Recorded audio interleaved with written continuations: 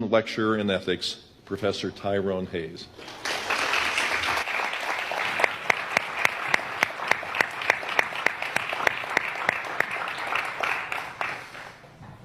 Welcome, Dr. Hayes. It's my pleasure.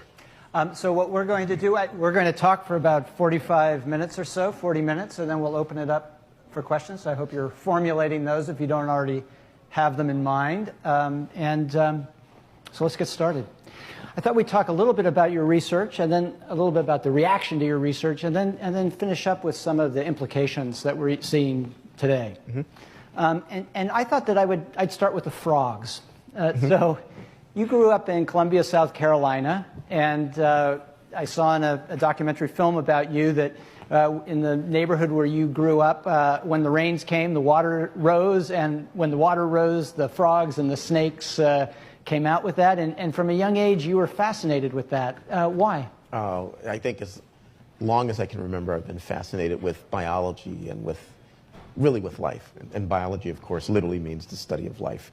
And like most kids, I think I wondered about things like how do birds know when to fly south and when to come back, and how do tadpoles know when to metamorphose. And just growing up in that environment where, yeah, literally the rains would come, my yard would flood, we'd have turtles and snakes and frogs, and just being around that. And I wonder now, as I continue to go back to the area, how I would have turned out now, because much of that is gone. Much of that is paved over, and much of that wildlife is now gone. So describe your family living room when you were a kid. You had aquariums and terrariums and collections of all kinds? I wasn't allowed to bring the animals in the house. That doesn't mean that they didn't end up in the house, but we had, had lizards and turtles. And my father, when I was in high school, my father actually, I wanted to build a turtle pond. And so every day I would come home after school and dig this hole and dig this hole. And finally my father gave in. He dug the hole with me, and we built this turtle pond and had turtles. But I did experiments trying to examine things like how temperature affected sex determination and reproductive biology ever since I was a little kid. And so how did you choose science? Or what, do you remember a point? Was it really from a very early age that you latched onto that? Or? It was as early as I can remember. Just being fascinated with life, really.